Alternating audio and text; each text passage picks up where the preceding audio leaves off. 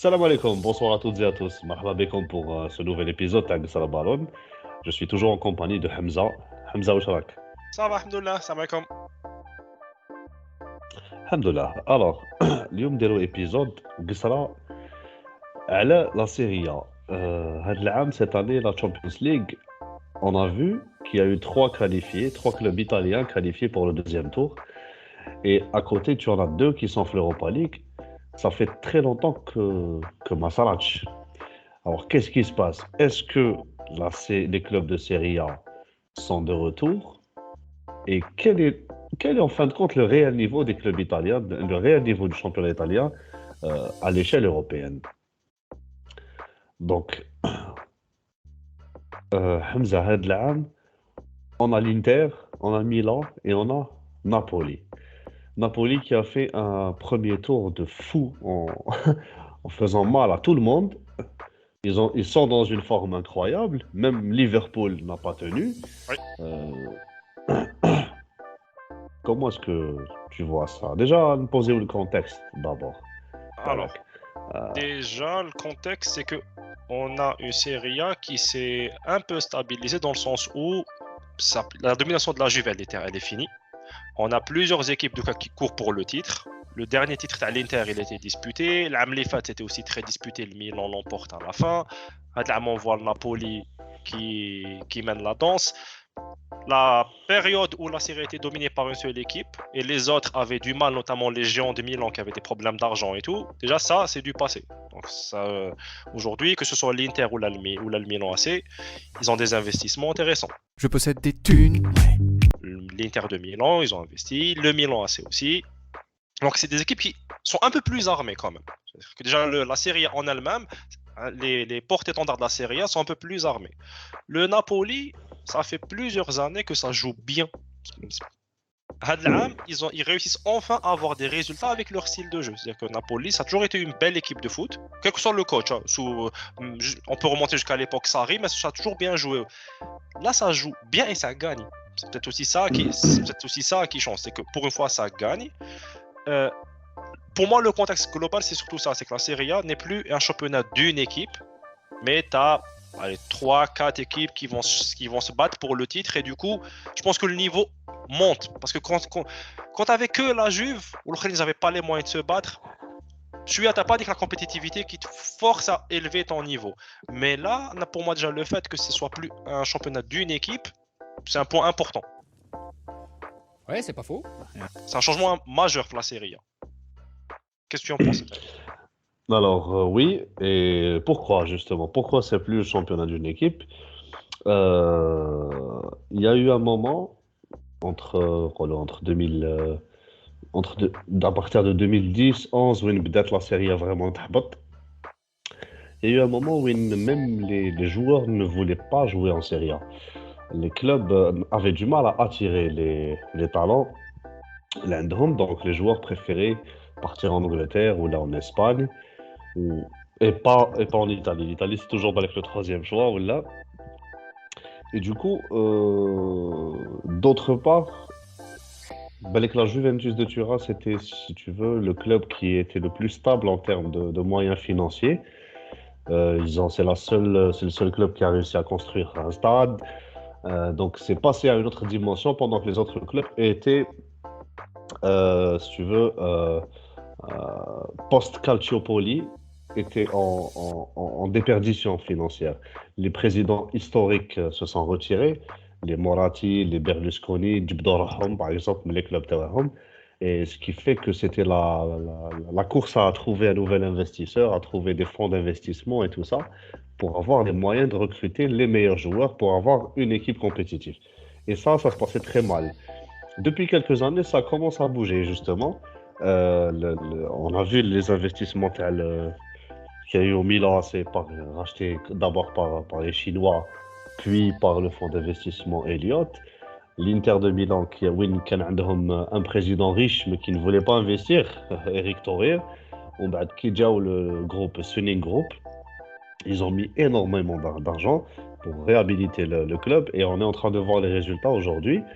Donc voilà, je prends l'exemple des deux clubs parce que c'est les deux derniers champions post-Juventus. Et pour le reste, ça continue à avancer, mais doucement. Par exemple, la Roma ou la Lazio, même le Napoli. Napoli qui a été toujours avec l'éternel deuxième après la Juve. Maintenant que la Juve n'est pas là, il y a eu 2 ans où ils mettent au championnat. Cette année, ils sont en bonne voie au championnat. Donc, Balak, pour le cas de Napoli, had العام, je pense que c'est le recrutement qui était génial. Ils ont perdu beaucoup de joueurs kibaro, les Insigne, les Mertens, il y a quelques années, les Hamsik et tout ça. Et il y a eu un renouveau avec les nouveaux joueurs, les Diabo, Kvara, Simeone, Victor Osimhen et tout ça. Même ils ont mis la main à la poche, donc ça commence à bouger en termes d'investissement. Ils commencent à s'aligner par rapport aux autres clubs, les autres pays européens. Hadi, balak, c'est la raison qui explique il explique le fait qu'il n'y a plus que la Juve. ما قعدش غير la Juve. Il y a autre chose. Donc, Hamza, les résultats en Champions League. هاد العام, 3 équipes جازوا le deuxième tour. Nous, lors de quelques années, c'était toujours un ou maximum 2. Et C'était le la deuxième Juve. s'arrêtait en 8e. Voilà, C'est la c'était Juve et c'était peut-être la des Juve. fois Napoli qui s'arrêtait en 8e. On a eu l'Atalanta, on a eu Aujourd'hui, la Rome, on a eu la Lazio une fois. la Lazio une fois, on a eu la Roma, effectivement, On a eu l'Atalanta. l'Atalanta, le Final Ah, 8. l'Atalanta. Ah, oui, oui, Final 8. Et cette année, c'est le contraire. La Juve, les Majaz. Oui. La Juve, les Majaz. Les scandales, alors, les scandales tu vois, de finance, de déclaration financière et tout ça, ça existe toujours. لو كان نديرو بالك un bref historique à la Serie A, je ne sais pas si tu es d'accord avec moi, Hamza. Euh, Dans les années 90, c'était le top du top, il n'y a pas de problème, on le sait tous. Mais dès le début des années 2000, il y a eu des signes avant-coureurs qui annonçaient que ça allait mal se passer plus tard. Quand tu as des clubs historiques je sais pas, là, qui m'a Parme, qui sont relégués en deuxième division, là, en quatrième, ou là, dès le début des années 2000, ou bah, un an ou là, 2 ans après, tu as la Fiorentina Talik pour raison financière. En 2-3 ans, tu perds 2 quarts d'heure qui descendent. Donc, rien de les turbulences. Dans un pays où il y a c'est sur le Zaire, كاين بزاف l'informel, كاين بزاف tu vois, المشاكل et tout ça. C'est-à-dire, هذاك الوقت déjà, ça commençait Oui. à s'affaiblir. بعد جا الكالتشوبولي زادوا خدهم كاع هيك plus la crise économique qui a fait très mal au pays en lui-même a fait que لحقنا ل 10 ans de disette. Bon, t'as aussi un aspect culturel, c'est-à-dire que les clubs italiens ont été gérés à l'ancienne. Quand tu prends les présidents italiens, quand tu prends un Berlusconi, un Moratti, comment ça s'appelle, t'as la Juve. Le nom va me revenir. Agnelli. Agnelli. Ils gèrent ça, ils ont longtemps géré ça sur des clubs familiaux. Là où les autres, notamment les clubs anglais par exemple, ils ont professionnalisé ça, ils ont commencé à aller chercher de l'investissement, des fonds, investir dans le marketing, etc. La Juve, à un moment donné, ils se sont rendus compte du truc. Donc ils ont modernisé, ils ont fait de la Juve une marque, leur Juventus Stadium, etc. Les autres clubs, non, cadeau, c'est le propriétaire qui injecte des fonds. C'est le propriétaire qui injecte des fonds. Ce que ça peut plus marcher, parce que face à la fortune d'un Moratti, il a injecté des fonds. En face, tu as des gens qui ont signé des deals pour ramener des fonds de manière récurrente. Donc les proprios, si tu veux, ça leur coûte moins. Donc les clubs italiens, ils ont raté aussi le virage. Si tu veux, tu as les clubs modernes, entre guillemets, où tu as des revenus autres que c'est juste le proprio qui met de l'argent. Tu n'as pas besoin d'un mécène. Tu as un système qui roule. Tu vois, la Serie A, quand tu vois par exemple les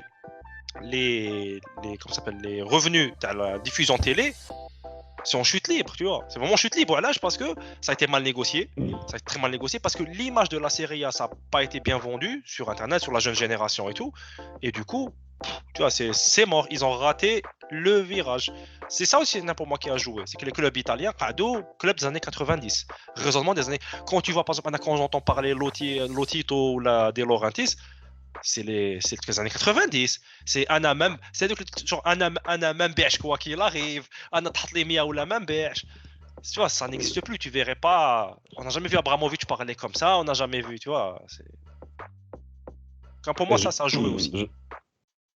je te rejoins sur ça. Et en plus, la mentalité, c'est-à-dire la culture du pays, les infrastructures les clubs sont assez vétustes. Je le شوية. مازالنا في هذوك les stades qui ne servent qu'à jouer du football. Il n'y a pas de magasin, il n'y a pas de, tu vois, il y a pas de, Voilà, exactement. Tu peux pas faire voilà, d'événements, fait home, tu peux pas. de concert. Ouais, absolument. Stade olympique تاعنا مازالنا stade تاع la piste cyclable. Del Les lignes footing. مفاسيين مفاسيين. Il y a le bac à sable تاع son longueur, tu vois les trucs. Del footing. C'est-à-dire هذوما c'est les stades اللي خدناهم pour la Coupe du Monde 90. Certains, qui m'a stadio Deli Alpi d'ailleurs. Ben, la Juve a compris que vu que Makanushi est au stade, et ça c'est un autre problème, les clubs, les supporters n'ont pas à les stades en Italie. Ils ont fait un stade plus petit, voilà, pour. Mais c'est le cas ailleurs. Mis à part peut-être l'Inter de Milan et je suis à l'AC Milan, le reste, mais à le stade. Oui. Mais عمرهمش. Oui. Mais عمرهمش. Et autre chose, tu as parlé tout à l'heure du contexte culturel, le contexte social. Parce que pourquoi est-ce que les investisseurs ou les sponsors ne se bousculent pas pour la Serie A?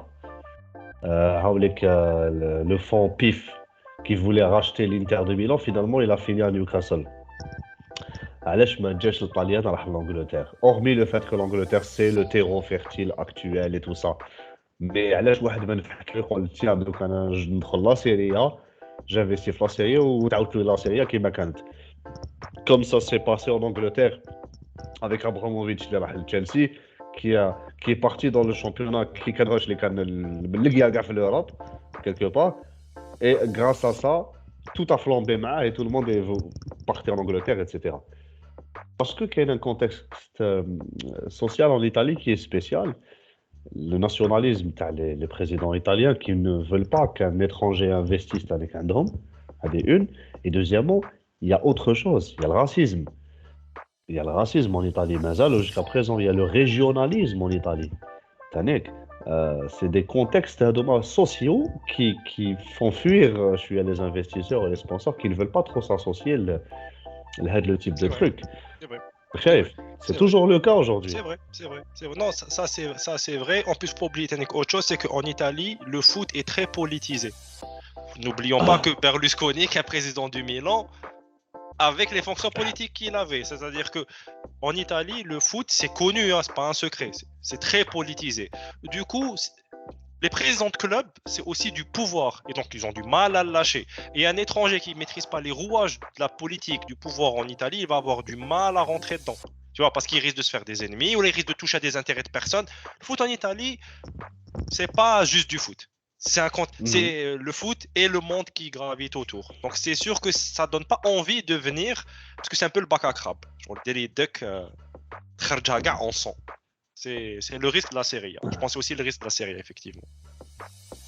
Oui, donc si on fait un résumé, le Canard Douga a les éléments, on peut sortir avec une conclusion, c'est le fait que ce qu'avait fait l'Italie dans les années 90, en commençant par organiser une Coupe du Monde, il y a eu tout un élan où les clubs italiens étaient au top, les résultats de l'équipe nationale suivaient, finaliste en 94. C'était une réflexion à court terme, à moyen terme. Les cheddettes jusqu'aux années 2000 et puis c'est-à-dire ils ont été rattrapés si tu veux par les limites de leur truc, la vétusté des stades, la mentalité des dirigeants. Du coup, Hamza, est-ce que on peut dire que la Serie A est en train de revenir sérieusement ou la mazal? À court terme, oui. C'est du cas par cas. À court terme, oui. Le problème, c'est qu'elle revient sous perfusion. Dans le sens où le Milan revient, mais via le fonds d'investissement Elliott. Or, Elliott, on sait qu'ils veulent, à terme, c'est vendre le Milan. Le but, c'est pas d'être proprio d'un club. C'est-à-dire que le Milan, ça va bien. Parce que pour le moment, Elliott veut remonter le niveau du Milan pour mieux le vendre. Comment il sera vendu, ça sera un point important. L'Inter, Suning, طلعوهم. Mais là, Suning, on sait qu'ils peuvent plus injecter de fonds. Donc pareil, tu vois, c'est statu quo. On voit que l'Inter, chaque mercato, c'est le budget de fin du mois. Mais dès qu'ils me le c'est chaud. T'as aussi le souci, la Juve, t'as des problèmes politiques dans le sens la famille Agnelli, حبوا ينحيوا André Agnelli, ça c'est pas. Amraho. C'est- Je veux dire, c'est en train de se chambouler en haut lieu, c'est en train de pas mal bouger. Reste Naples. Naples qui sont dans la continuité de ce qu'ils ont toujours fait, c'est-à-dire ils ramènent des joueurs, ils construisent un collectif et tout. Connais pour moi la Serie A, oui, c'est un retour. À court terme, on va dire oui. Quid de ce qui va se passer quand les propriétaires vont partir ou là vont décider de dire guys, on peut plus injecter. L'interrogation que j'ai, c'est ça ne sort pas de joueurs italiens, ça ne forme pas. Or, tu as besoin avec le terreau de joueurs locaux auquel tu vas ajouter des joueurs, des top players. Parce qu'on n'a pas les moyens d'acheter des gros joueurs. Le joueur que tu formes, le joueur local coûte moins cher typiquement. Quand tu vois que par exemple, ils ont du mal, l'Inter, ils avaient Cassadei, ils l'ont vendu parce qu'ils avaient besoin d'argent, alors que c'était la pépite, c'était à la Primavera. Le Milan, quand tu vois le 11 type Tahom, qui est formé au club aujourd'hui, il reste quasiment plus personne. Si tu peux pas investir, continue à investir, continue à acheter. Au bout d'un moment, si tu as besoin de la formation. Or, ça semble qu'ils aient un vide générationnel en Italie. Ça produit pas, tu vois. Les clubs aujourd'hui ne vont plus. L'Inter n'investira plus. Kemarahi, on voit qu'ils n'investissent plus. Le Milan, ils ont fait des investissements intelligents. Oui. Naples, kiff. La Juve, ils auraient dû. Après, ils sont un peu ratés. Bon, ils ont cassé atterrir pour Vlahovic. La Juve, il y a des bâches à faire. Mais ce que je veux dire, c'est les plans à court terme, d'où ils doivent parce qu'il n'y a plus d'argent. C'est ce qui les a permis de rebriller, ça a été coupé. Donc maintenant, on va voir ce qu'ils vont faire. Est-ce qu'ils vont renouveler intelligemment? On va voir le Milan, par exemple, c'est intéressant parce qu'il a acheté des joueurs qui sont jeunes quand même. Kedjitchouf, Maignan Srer, Kalulu Srer, Tomori jeune. Tu vois, ils ont acheté. C'est que même si Elliott n'injecte plus d'argent, t'as de quoi tenir quelques temps, tu vois. Très bien. Donc, c'est clair, je suis à le tour. Alors, la situation dans la Serie A aujourd'hui, من الداخل ومن البرا. Donc, on attend les huitièmes de finale de Champions League pour voir est-ce que les trois vont passer à l'étape suivante ou pas. Tirage plus ou moins ça va pour l'Inter qui a chopé Porto. Milan Tottenham ou Napoli Francfort. Je pense que le plus simple c'est quand même Jouable. Napoli. Je pense que c'est Napoli le plus simple. Ouais. Porto Inter, tu peux avoir une surprise de Porto. Porto. Mais je me dis les trois c'est jouable quand même. Peuvent passer. Les trois peuvent passer. C'est faisable, tu vois. C'est faisable. Très bien. Donc on se quitte sur le mot de la fin. Hamza, merci beaucoup. Et l'équipe, on vous donne rendez-vous pour un prochain épisode. Donnez-nous les suggestions, les commentaires, abonnez-vous et dès le qahwa ou stredouaou. Bag ça parole. Ciao ciao. Ciao.